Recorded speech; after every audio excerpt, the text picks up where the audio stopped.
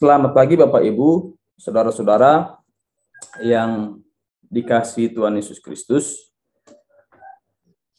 Saya mengajak kita membuka di dalam Injil menurut Matius pasal yang kelima, ayat yang ketiga. Satu ayat saja yang akan kita perbincangkan, kita akan bahas di pagi ini. Matius pasal 5 ayat yang ketiga, demikian firman Tuhan. Berbahagialah orang yang miskin di hadapan Allah, karena merekalah yang empunya kerajaan sorga. Saya akan ulangi. Berbahagialah orang yang miskin di hadapan Allah, karena merekalah yang empunya kerajaan sorga. Bapak Ibu Saudara yang Tuhan Yesus kasihi, kalau kita melihat ini adalah sebuah kalimat atau sebuah pengajaran yang awal di dalam sabda bahagia atau pengajaran Yesus di bukit. Ya, bagaimana ada ucapan-ucapan bahagia yang Yesus ajarkan kepada orang banyak pada waktu itu. Kalimat-kalimat ini adalah kalimat-kalimat yang tentu tidak sama atau sangat kontras dengan konsep bahagianya orang yang tidak mengenal Yesus. Dan ucapan bahagia ini adalah ucapan yang pernah membuat seorang tokoh India yang bernama Mahatma Gandhi sangat terkesima, sangat kagum dengan pengajaran Yesus, terutama dalam ucapan sabda bahagia ini. Ya, Mahatma Gandhi pernah kagum dengan pengajaran Yesus sampai-sampai dia mau datang ke gereja, ya.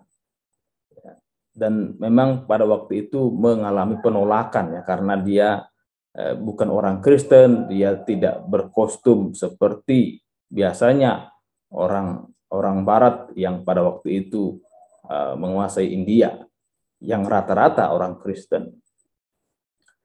Bapak Ibu Saudara, kalau kita melihat teks ini memang sangat kontras tadi saya katakan dengan konsep dunia, bahwa orang dunia berkata berbahagia itu kalau kita punya harta yang melimpah, kita berbahagia itu kalau kita menjadi orang yang tidak berkekurangan secara materi.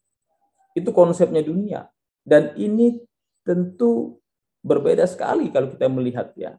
Tapi sebenarnya kalau kita melihat ini bukanlah berbicara tentang materi, ya. Ada yang sebagian orang mengatakan ini teks, ya, yang sangat unik.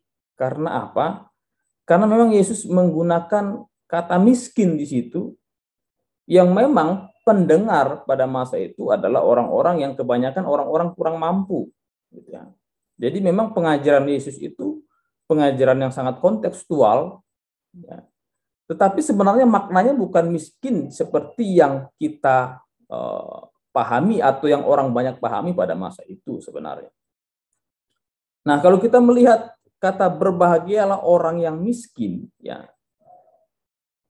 Kata berbahagia ini atau makarios dalam bahasa Yunani itu memang lebih tepat diterjemahkan diberkatilah, ya. Sebenarnya bukan berbahagia, gitu ya. Jadi sebenarnya kalau saya boleh memberikan sebuah parafrase di dalam kalimat ini, ya, diberkatilah orang yang miskin di hadapan Allah, karena merekalah yang empunya kerajaan sorga. Saya sangat tertarik dengan apa namanya itu tulisan yang ditulis dalam bahasa Indonesia masa kini, ya. Di dalam terjemahan bahasa Indonesia masa kini dikatakan begini: berbahagialah orang yang merasa tidak berdaya dan hanya bergantung pada Tuhan saja. Mereka adalah anggota umat Allah, ya. Jadi ini justru saya lebih condong ke bahasa Indonesia masa kini, ya. Jadi berbahagia tetap ada, tetapi miskinnya itu dihilangkan, diganti dengan orang yang merasa tidak berdaya dan bergantung hanya pada Tuhan. Nah, tetapi kata makarios ini sebenarnya lebih tepat dimaknai sebagai atau diartikan diberkatilah, ya. Diberkatilah, ya. Kalau misalnya saya boleh memberikan sebuah parafrase, ya. Diberkatilah orang yang merasa tidak berdaya di hadapan Tuhan dan bergantung pada Tuhan saja. Ya, karena mereka lah yang mempunyai kerajaan surga.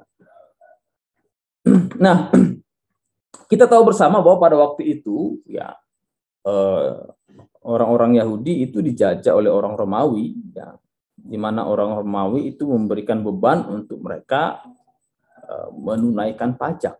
Ya, mereka harus membayar pajak, memberikan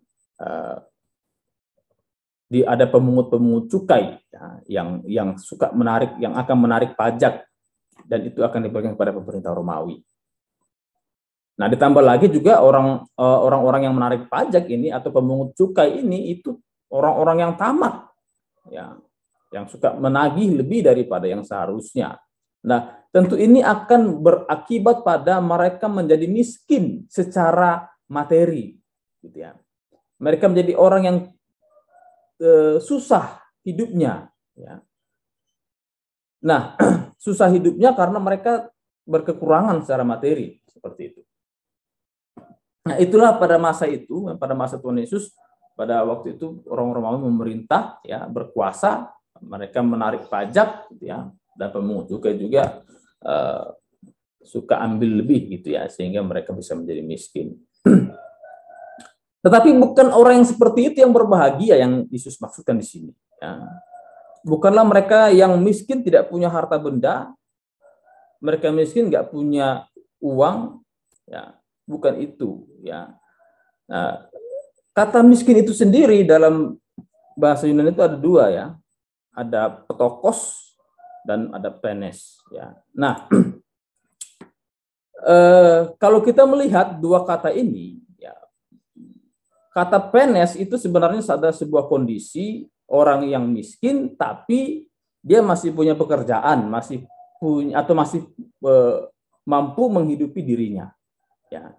Miskin sih miskin, tapi mereka masih punya kerja, masih punya kemampuan untuk hidup dengan pekerjaannya. Ya, jadi hidupnya pas-pasan tapi bisa makan, ya, bisa hidup seperti biasa, gitu ya. Tidak berkelimpahan, ya, tidak punya banyak uang, tetapi mereka masih bisa hidup.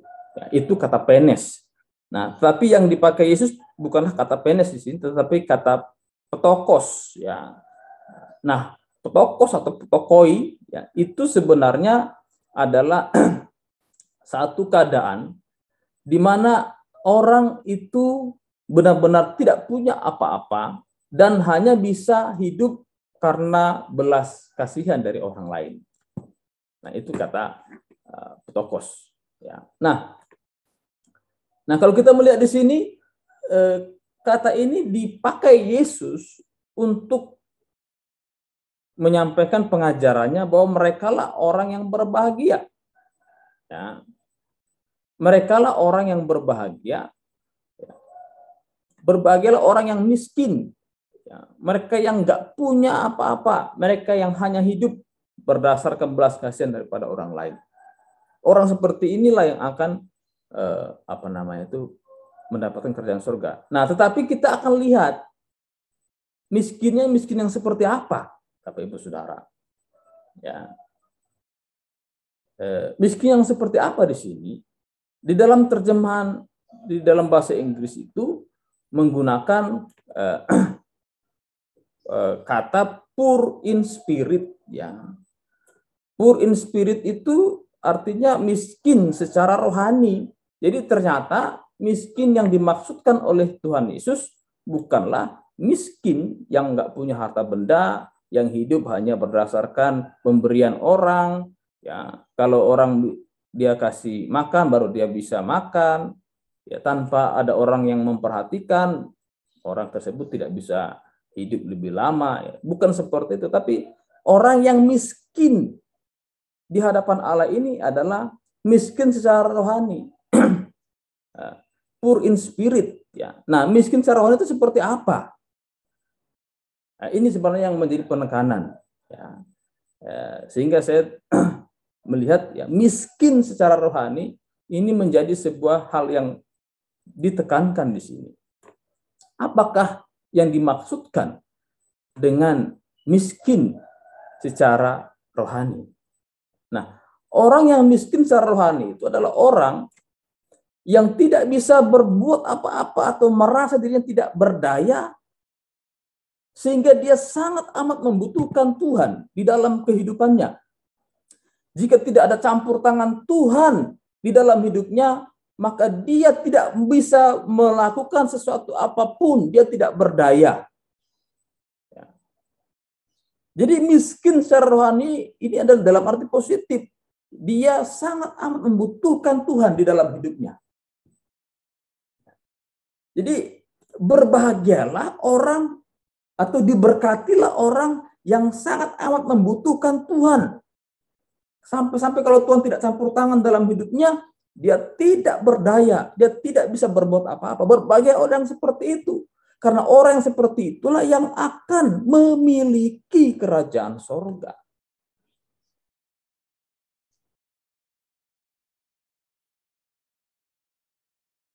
Pertanyaannya untuk kita, pernahkah kita atau dalam satu momen tertentu kita memiliki pengalaman seperti ini gitu, merasa tidak mampu? Jadi sebenarnya ini kalimat bukan seolah-olah Yesus sangat pro kepada orang miskin. Ini nggak bicara miskin secara materi, tapi miskin secara rohani, ya. Gitu. Nah, situasi seperti ini yang sebenarnya diingatkan oleh Tuhan Yesus untuk kita pada pagi hari ini. Ya. Apakah kita pernah mengalami situasi atau keadaan kita benar-benar tidak mampu? Kita benar-benar tidak bisa melakukan sesuatu hal. Dan kita sangat membutuhkan Tuhan. Membutuhkan campur tangan Tuhan dalam kehidupan kita. Atau kita selalu merasa mampu menjalani hidup ini, menjalani segala tanggung jawab yang ada, menjalani setiap pelayanan yang dipercayakan. Kita merasa mampu. Dan kita nggak pernah merasakan, oh saya sangat membutuhkan Tuhan. Apakah karena kita punya pemahaman, kita punya pendidikan, kita punya fasilitas mungkin, kita merasa tidak lagi membutuhkan Tuhan. Meskipun seolah-olah kita melayani, kita baik-baik saja. Ini menjadi sebuah pertanyaan untuk masing-masing kita. Pernahkah kita mengalami situasi bahwa kita itu tak berdaya, kita tidak merasa mampu, kita nggak bisa lakukan apa-apa tanpa Tuhan yang menolong, tanpa Tuhan yang campur tangan, tanpa Tuhan yang mengulurkan tangannya untuk kita? Pernahkah kita mengalami situasi yang seperti itu? Berbahaya sekali Bapak Ibu Saudara kalau kita tidak pernah punya penghayatan yang seperti itu. Kita merasa mampu, kita merasa bisa, kita merasa menjalani hidup itu biasa saja. Wah, ini satu hal yang berbahaya saya katakan ya. Kalau sampai kekristenan kita itu sepertinya biasa saja, kita tidak pernah merasa tidak mampu. Kita selalu merasa biasa saja. Ini tentu harus menjadi sebuah peringatan. Bagi saya ini sebuah peringatan penting. Kalau sampai kita tidak pernah merasa tidak berdaya. Seolah-olah kita nggak butuh Tuhan. Meskipun sepertinya kita berdoa, sepertinya kita melayani, tidak ada masalah. Zona yang sangat nyaman. Berbahagialah orang yang miskin di hadapan Allah. Berbahagialah orang yang miskin secara rohani. Berbahagialah orang yang merasa dirinya tidak mampu. Merasa dirinya tidak bisa tanpa pertolongan daripada Allah. Orang seperti itulah yang akan memiliki kerajaan surga. Bukanlah orang yang merasa mampu. Maka ini menjadi sebuah pertanyaan untuk kekristenan kita yang kita hidupi selama ini. Bagaimana kita menghidupi kekristenan kita? Ya, saya tidak mengajarkan bahwa setiap hari kita harus memaksakan diri kita memiliki perasaan, oh aku nggak mampu. Itu seolah-olah dipaksakan. Tidak seperti itu. Bukan itu yang saya maksudkan. Tetapi seharusnya sebagai orang percaya, sebagai umat Tuhan, sebagai hamba Tuhan, seharusnya kita pernah memiliki pemahaman yang seperti ini. Bahwa kita merasa tidak mampu. Dan itu harusnya menjiwai kehidupan kita. Ketika kita melayani, melakukan pekerjaan apapun, tugas apapun, meskipun kita biasa mengerjakan tugas itu, meskipun kita biasa mengerjakannya, kita sudah menguasai, kita sudah punya pengalaman mengerjakan tugas itu. Jangan sampai kita merasa, ini hal yang biasa. Saya mampu. Sehingga kita di hadapan Tuhan, mulut kita mungkin kita berkata, aku tidak mampu. Tapi hati kita siapa yang tahu? Tuhan yang mengenal hati kita. Tuhan yang mengenal kedalamannya. Dia bisa memberikan penilaiannya. Kita terbatas menilai. Kita nggak boleh menilai orang atau menghakimi orang lain. Tapi Tuhan tahu kedalaman hati kita. Apakah benar-benar kita pernah mengalami hal yang demikian? Dan kalau kita mengalami hal itu, maka diberkatilah kita.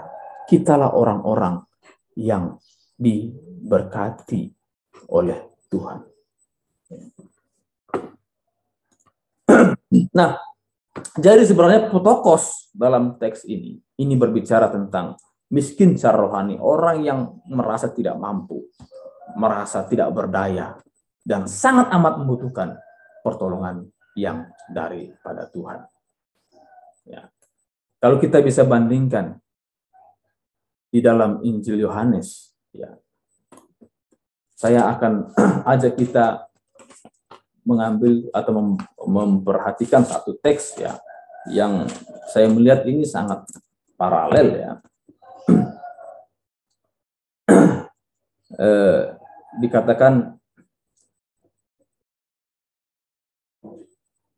ayat Injil Yohanes pasal 15 ayat yang kelima ya tentang pokok anggur itu. Injil Yohanes pasal 15 ayat yang kelima dikatakan begini, akulah pokok anggur dan kamulah ranting-rantingnya. Barang siapa tinggal di dalam aku dan aku di dalam dia, ia berbuah banyak. Sebab di luar aku kamu tidak dapat berbuat apa-apa. Ya, ini saya tidak membacakan teks dalam versi yang lain, tetapi dalam versi terjemahan baru itu sudah sangat jelas mengatakan, Yesus mengatakan bahwa di luar aku kamu nggak bisa berbuat apa-apa. Ini paralel dengan orang yang miskin secara rohani itu. Di luar Yesus, ya, di luar aku, kata Tuhan, kamu nggak bisa buat apa-apa. Nah, apakah ini kita pernah alami? Ya. Bapak Ibu Saudara, dalam hidup ini ada begitu banyak tantangan, ya, ada begitu banyak persoalan yang kita alami. Ya, saya yakin kita semua pernah mengalami pergumulan yang berat di dalam hidup kita masing-masing. Ya, atau mungkin sekarang sedang mengalami pergumulan yang berat di dalam pekerjaan atau pelayanan dan lain sebagainya. Kalau kita mengalami pergumulan yang berat, kalau kita merasa tidak mampu tanpa Tuhan, dan kita sangat amat membutuhkan pertolongannya, saya mau katakan, kita adalah orang-orang yang diberkati oleh Tuhan. Tapi sebaliknya, jika kita tidak, atau kita mampu, kita merasa biasa mengerjakan segala tanggung jawab. Ya. Tanggung jawab di STT, tanggung jawab di gereja, tanggung jawab dimanapun, kita merasa mampu. Saya mau katakan, ini sesuatu hal yang bagi saya berbahaya. Karena apa? Karena Alkitab hanya mencatat orang yang diberkati adalah orang-orang yang merasa dirinya tidak mampu, merasa dirinya tidak sanggup, merasa dirinya tidak bisa, dan hanya membutuhkan anugerah Tuhan. Ya, kita ini hidup, Bapak Ibu Saudara, itu semata-mata hanya karena anugerah Tuhan.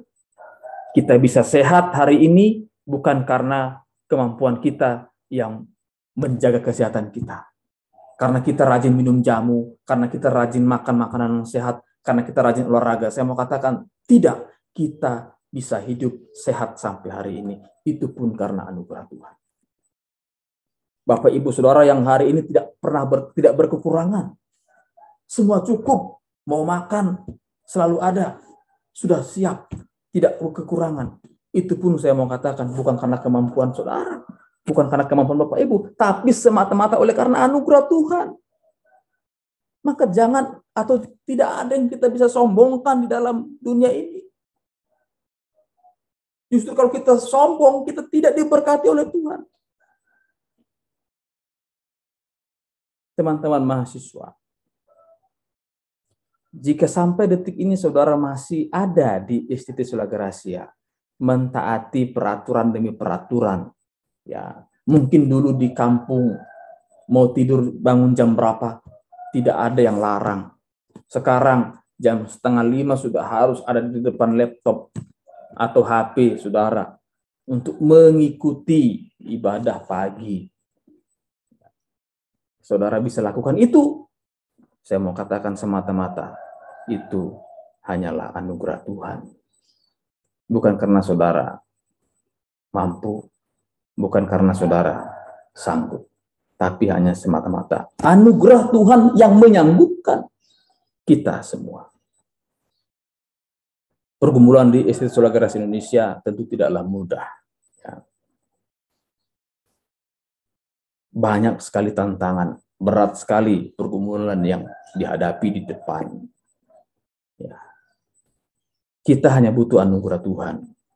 Kalau kita mengandalkan kemampuan kita, mengandalkan kemampuan 1-2 orang, ya, saya mau katakan kemampuan kita nggak ada apa-apanya dan tidak bisa ya, menghasilkan apa-apa. Kita hanya membutuhkan anugerah Tuhan. Milikilah perasaan bahwa kita tidak bisa, kita tidak layak, kita tidak mampu, kita tidak bisa tanpa pertolongan yang daripada Tuhan. Ini adalah sebuah hal yang penting. Ya. Mengingat momen Natal ya di tahun ini. Kita tentu sedang mempersiapkan acara-acara Natal di beberapa tempat mungkin. Ya. Saya mau katakan, kenapa Yesus datang ke dalam dunia ini? Kenapa Yesus harus turun, berinkarnasi menjadi manusia? Jawabannya, karena manusia tidak sanggup, tidak mampu, tidak bisa menyelamatkan dirinya. Dengan keberdosaannya itu. Maka Yesus harus turun. Maka Yesus harus menjadi manusia. Dan seharusnya ini menjadi sebuah penghayatan kita setiap kali kita merayakan Natal di bulan Desember. Ya, kita harus menghayati bahwa sesungguhnya Yesus datang sementara karena kita tidak mampu menyelamatkan diri kita sendiri. Kita membutuhkan Tuhan. Kita membutuhkan anugerahnya. Jangan ada konsep-konsep lain di dalam Natal ini. Itulah hal yang terpenting di dalam kekristenan kita. Karena sesungguhnya Yesus selalu melihat hati kita. Ya, maka pengajaran ini menjadi pengajaran di awal. Sebelum Yesus mengajarkan hal-hal yang lain, Yesus ajarkan berbagailah orang yang miskin di hadapan Allah. Berbagailah orang yang merasa tidak mampu di hadapan Tuhan. Yang membutuhkan Dia di dalam kehidupannya hari lepas hari. Bapak Ibu Saudara yang Tuhan Yesus kasihi, kalau berbicara tentang kehidupan kita masing-masing, ya, tentu kita punya ada begitu banyak kesaksian hidup yang membuat kita sampai sekarang ini masih ada. Ya, kita masih eksis. Ya. Ada begitu banyak yang kita bisa ceritakan. Ya. Ada begitu banyak yang kita bisa kisahkan. Tetapi saya mau katakan itu semata-mata karena perkenanan Tuhan saja yang memberikan kita kemampuan demi kemampuan. Dan biarlah di dalam teks Matius pasal 5 ayat yang ketiga ini menjadi sebuah peringatan untuk kita bahwa sesungguhnya orang yang berbahagia, orang yang diberkati oleh Tuhan adalah orang yang merasa dirinya tidak berdaya dan hanya membutuhkan pertolongan Tuhan semata-mata. Hanya membutuhkan anugerah Tuhan semata-mata. Hanya membutuhkan belas kasihan Tuhan semata-mata. Dan itulah yang harus dijiwai oleh kita sebagai orang-orang percaya pada hari ini. Tuhan Yesus memberkati kita semua. Mari kita tunduk kepala dan berdoa.